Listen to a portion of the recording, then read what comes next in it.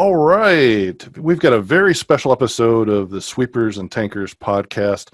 I've been trying to line this up here with Ranger Kidwell-Ross of worldsweeper.com. I don't know, what's it been? Probably a year we've been talking about doing a video podcast structure. We have talked back and forth. Yeah. So we did some audio stuff and a couple of videos at some shows, but definitely excited to have you on the podcast. Could you give us kind of in a nutshell, what you do? I know, but I think a lot of people, Sure. for some reason, if they don't know, they should know. So. Yeah, glad to do that. I caught on early on, over 30 years ago, the fact that public works directors still thought they were cleaning up horse poop instead of brake linings and clutch plate linings and that kind of thing. So I knew that people were saying water will be the next scarcity, and now it has come to pass, certainly. Yeah. And that sweeping was the first line of defense, as that opening screen said, for water quality. And I've been kind of preaching that ever since.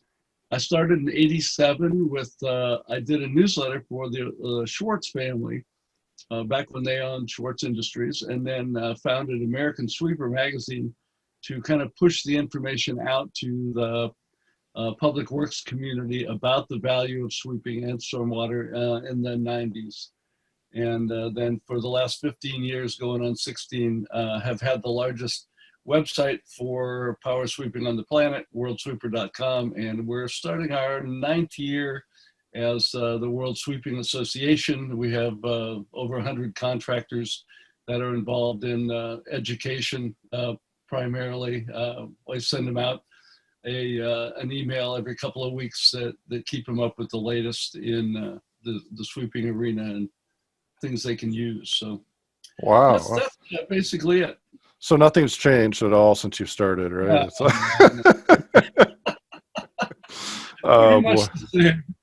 I'm so thrilled to see it just because we used to run into each other in these shows that, of course, with these COVID times have become virtual, if any at all. So it's good to see you there. And so I really wanted to get your expertise. You've really, I think, done the best job as far as making kind of a complex series of reports from that Florida did about stormwater runoff, and making it so with the aid of the transcript so I could actually understand it. So I wanted to try to capture some of that magic on a video presentation here. So Matt, I couldn't understand the study either. I read it a couple, 3 times. But by interviewing the principal investigator from the University of Florida, Dr. John Sansaleni, I was able to really suss out what's going on with it. And it's interesting. I put together some slides that I think would be helpful for those who, maybe aren't as familiar with the problem as you and I are. And so let me share a screen here for you. Absolutely. Let's see, we've already seen that and we don't need to see it anymore. People don't even know what the stormwater pollution is or what the real problem is. And just as a quick definition, anytime rain falls down and goes on pavement, it can't leach into the grass or the ground, which is the best way of getting rid of pollutants.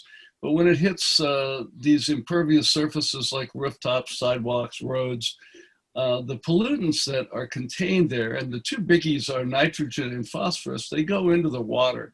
And especially if you have a combined sewer where your sewage system, effluent, and your rainwater go out at the same time, it can really be a problem. And primarily, as it says there, from fertilizers and yard waste and pet waste is where that's coming from. And it is very, very serious. We now have over 166 dead zones. Wow. That have been documented around the U.S., not in the world. And places like Chesapeake Bay and the Great Lakes and many others. Gulf of Mexico has the largest, and And so it's a problem that is there, and it's doing nothing but getting larger. And fortunately, sweeping, which is really underrated and reported by even the, I think, majority of the public works community, is by far the best way and least expensive way to get that out of our water system. And I'll show you some of that. Great, great.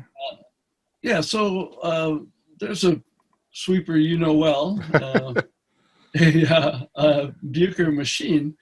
And what we've learned is that they have really, through especially the last decade, vastly improved the pickup efficiency of particles of all sizes. And interestingly to me, the particles under 250 microns are available. And to give you an idea of what 250 microns is, human hair is about 72 microns. And Wow. the 3 times that, plus a little bit, is 250 microns. Well, wow. It turns out that only about 10% of the material on a city street might be of that 250 micron size. However, because it's very small, however, up to 60% of the pollutant load, for reasons of physics, might be in that small fraction and the smaller materials. And if you think about it, if you take a little piece of dirt and add water to it, it's going to get soluble. If you take a rock and add water to it, nothing much happens. So Yeah. That's just one of those things that we know now, that sweepers can pick up lots more of those small materials than before.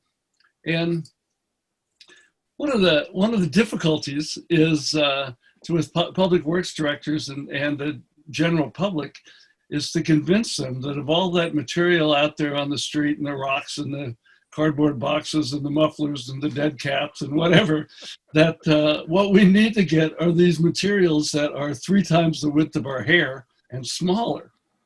And and they found even that that's why regenerative air and vacuum sweepers have really come to the fore, because we know that with a general broom sweeper, if you're really trying to get those particles up, they can, without air added, they can have bigger particles become smaller particles.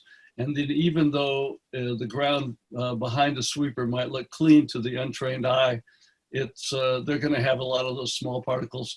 And if you think about it, those are the ones that when there's a storm, they'll wash off easier. If there's wind, they'll go up into the air easier. Oh, sure. Yeah, we have about 100,000 people a year that end up with asthma as a result of air quality, and a lot of it is from those particles coming up into the air. So, and just you've been around machines enough. I think a lot of our viewers and listeners have been around a lot of these sweepers, and there is that big difference. I mean, the mechanical sweeper has a certain purpose.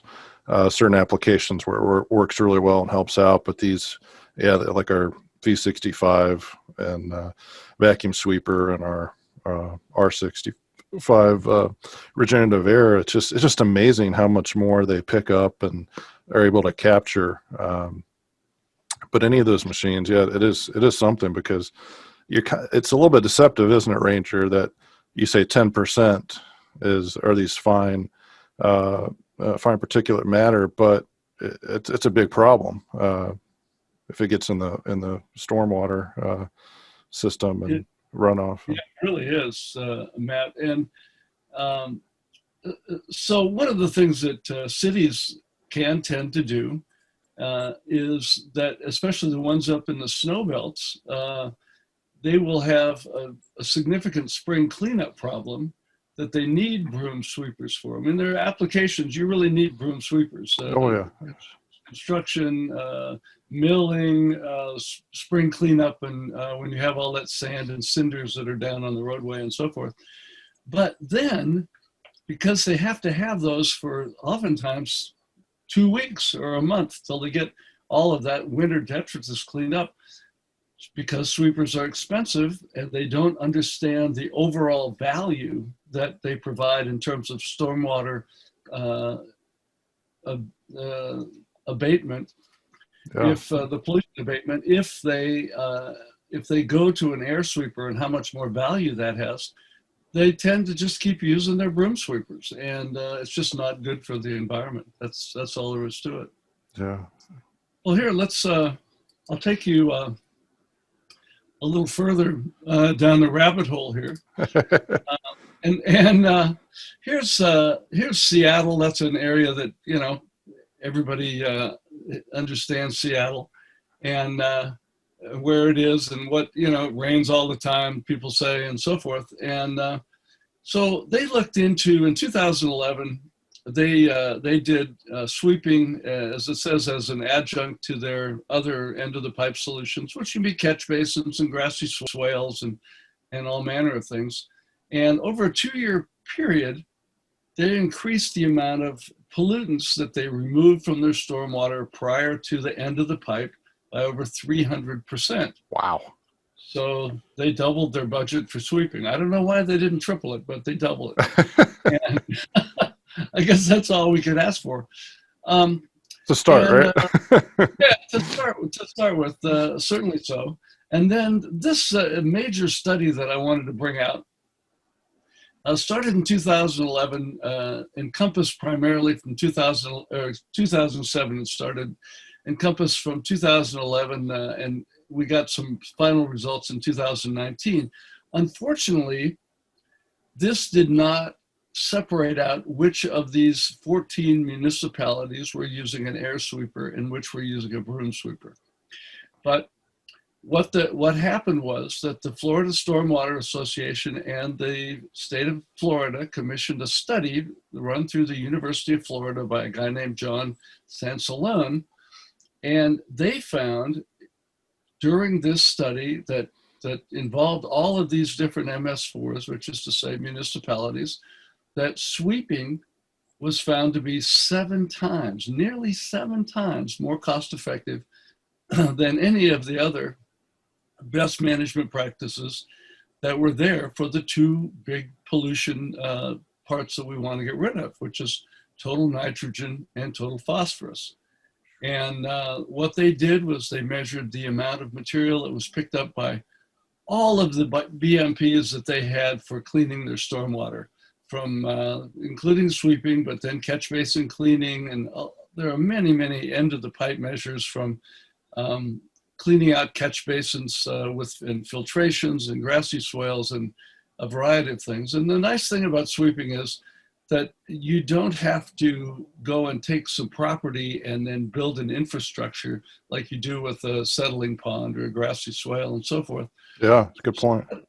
Yeah, what they were after is to figure out what the cost of capturing a pound of nitrogen and a pound of phosphorus would be for each of their best management practices that they were putting into place in Florida.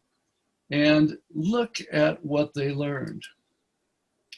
The relative cost of removing total nitrogen was $189 a pound with a sweeper, and with a catch basin, which was the next best, it was over $1,100 per pound to remove. Wow.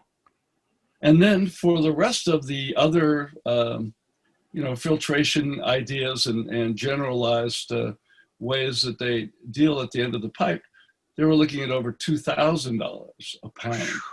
Unbelievable. And again, combine their broom and air sweeper performance. So with an air sweeper, you would expect the data to be better. Right. And this is just for nitrogen. Check this out for phosphorus. $294 a pound. You think, well, gee, that's pretty expensive for taking a pound of nitrogen or phosphorus off the street before it gets into our water. But look what a catch basin is. Almost $1,900 for a pound and $12,000 a pound. I'm still out. I just cannot believe it. I mean, it's just, and I've looked at this study numerous times, and I still have that same reaction where it is like, oh my gosh, it's just, you wouldn't think there'd be so much a difference in the way you approach it, but there really is. There certainly is, for sure. Yeah. There really is. And for that reason, one of the things that I do is I encourage public works directors to combine their sweeping program with their general public works and stormwater abatement program. And the reason to do that is when I did some seminars in Northern California and Southern California for stormwater professionals. And we started out and we gave them a questionnaire, and then we finished up and we gave them a questionnaire. And to start with, we said, well, what are you doing for stormwater? Oh, they're doing all these things because you're now are able to collect money through garbage collection fees primarily from homeowners. And then that money goes to abate pollution in stormwater runoff. And so, yeah, they have a pretty good budget for that. And boy, they're doing this and they're doing that. And then you say, well, what do you do for sweeping? And they said, well, sweeping's pretty expensive. Equipment's expensive, breaks all the time, and we have to park them. And so, yeah, whatever budget we can get.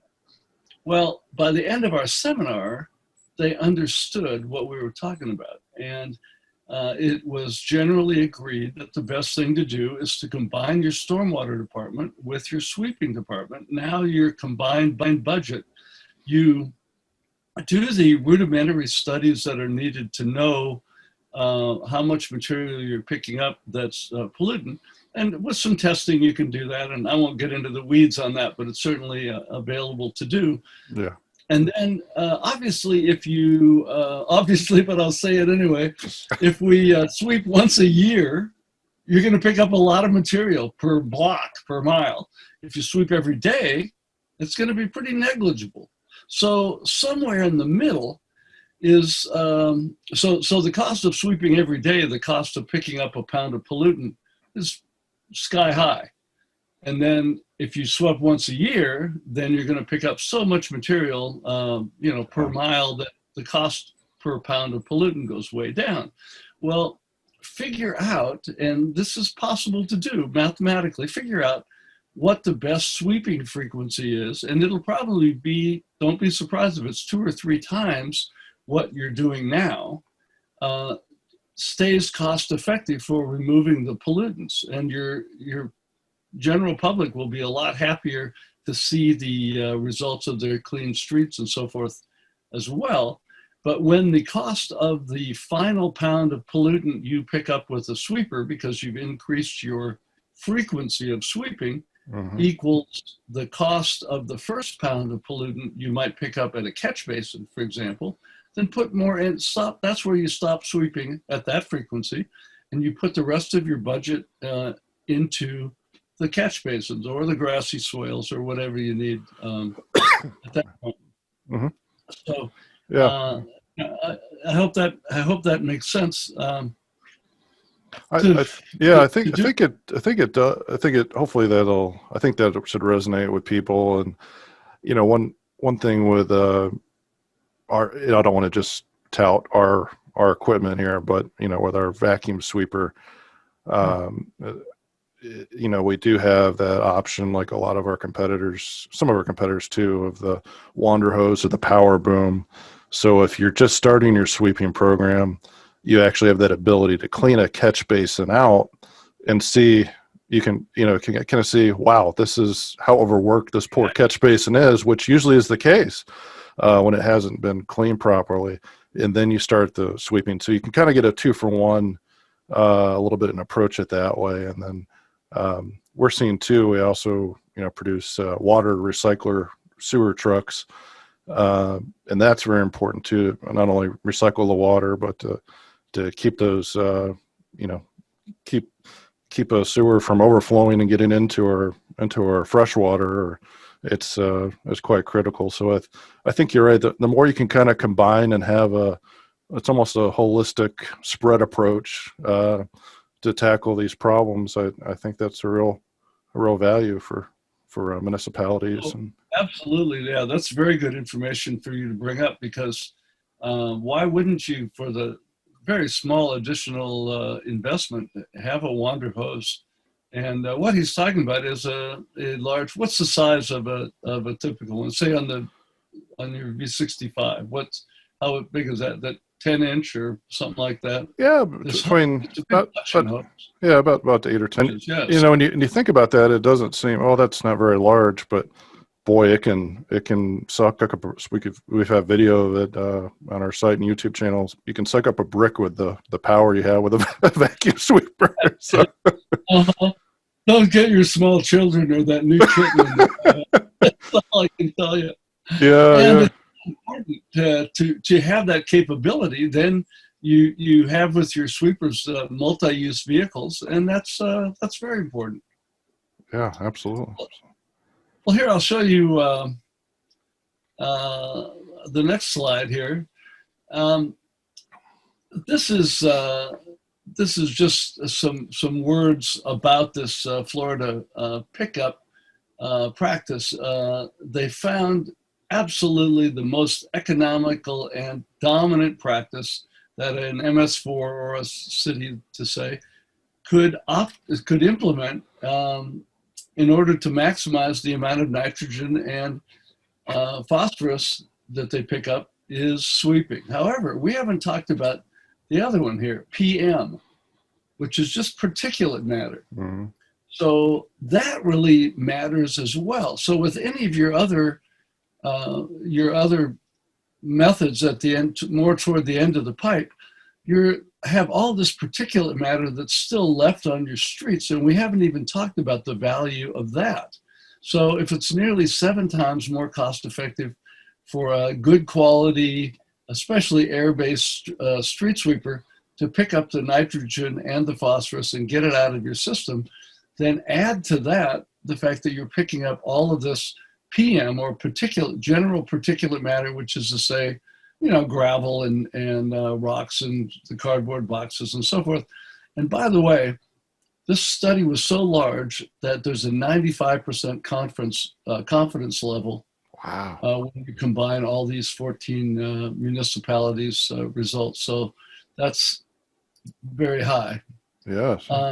So that's basically covers that information that we wanted to bring to you. Yeah, really. I'll come back. There we go.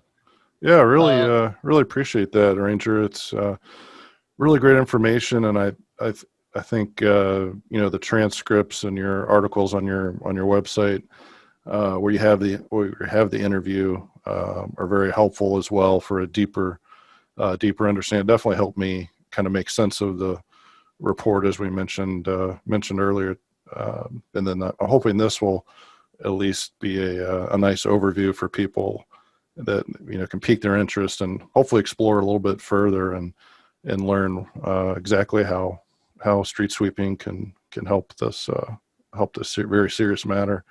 I just read an article this morning. I mean, NASA is getting in and analyzing freshwater sources from space. I mean, they're basically analyzing from that too, and how everything affects. So it is just a huge. I mean, it's real. it's very real, and it's we're trying you can see the kind of effort worldwide that we're now putting into this, and I appreciate your bringing this to our attention, and hopefully getting people to explore this a little bit further. So to that end, they should go to worldsweeper.com for the knowledge, and they can go to buchermunicipal.com to get the beautiful products. And, that's right. And let me talk about something that it's easier for me to talk about than it is for you, perhaps. That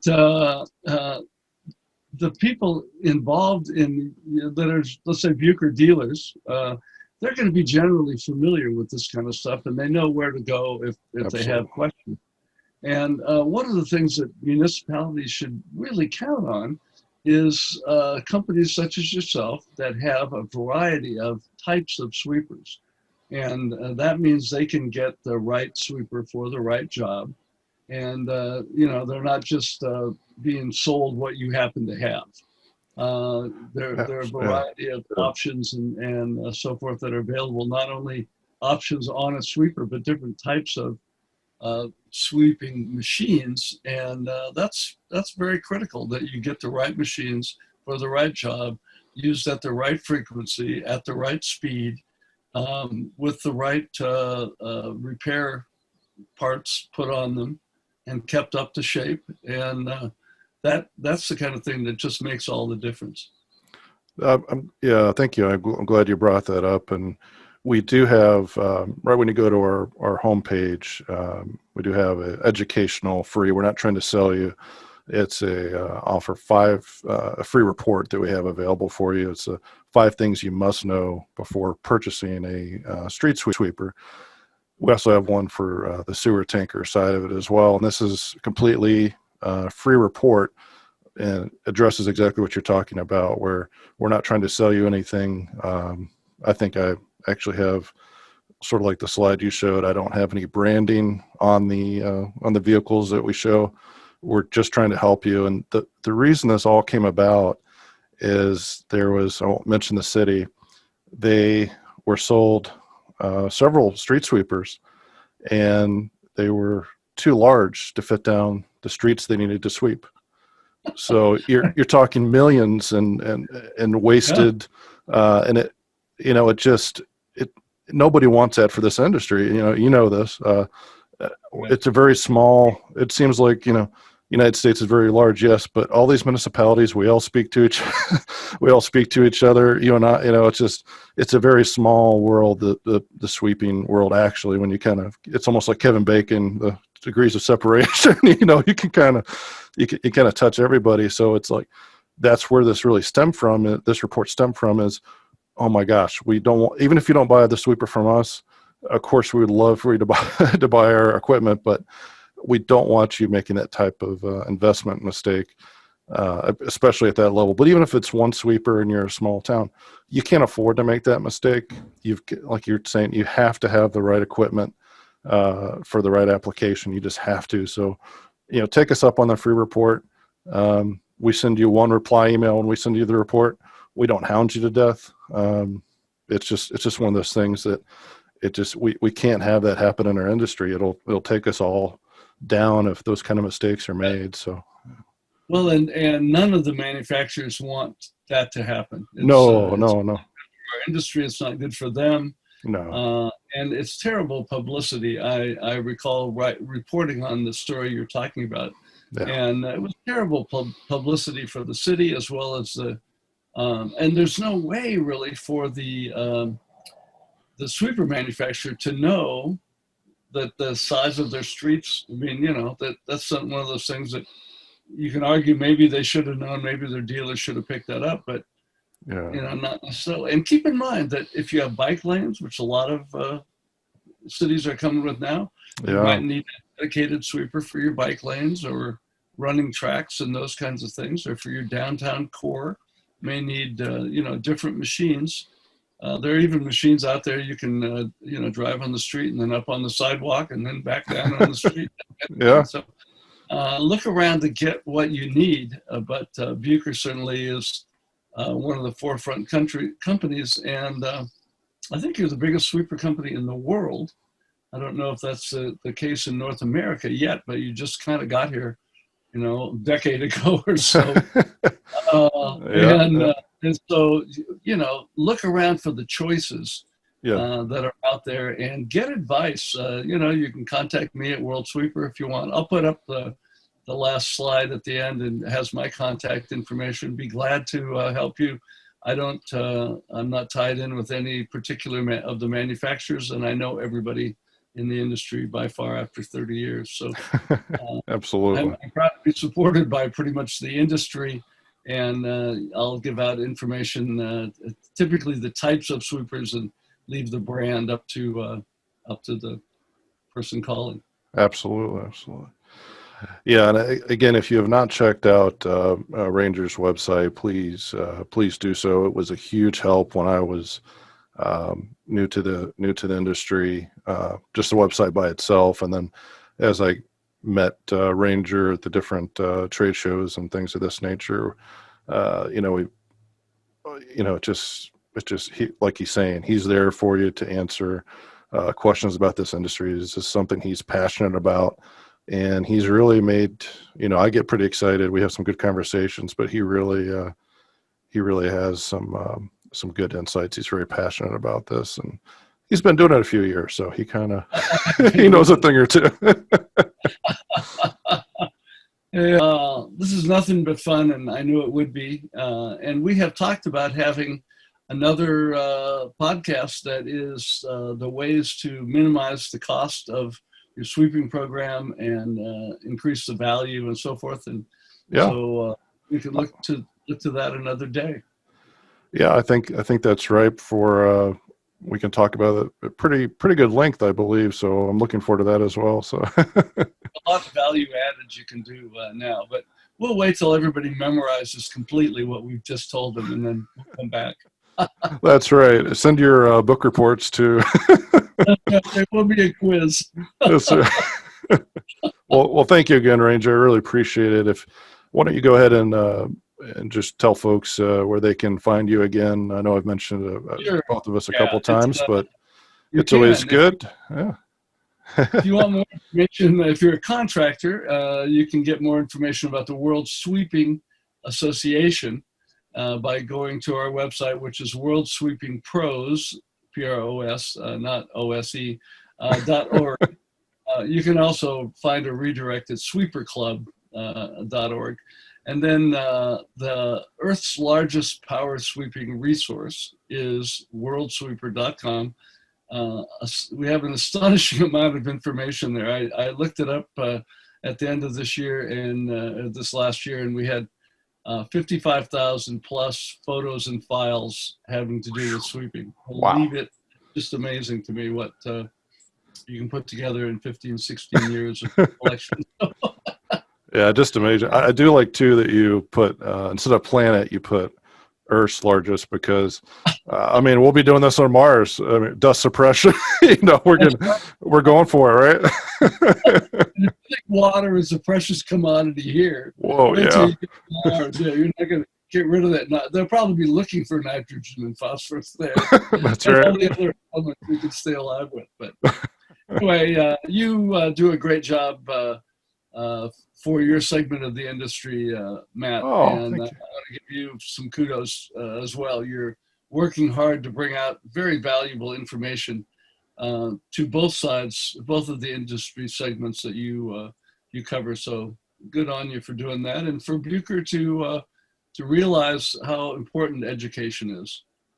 Thank you so much. Appreciate it. And we're looking forward to our next conversation. All right. See everybody then. Thank you so much.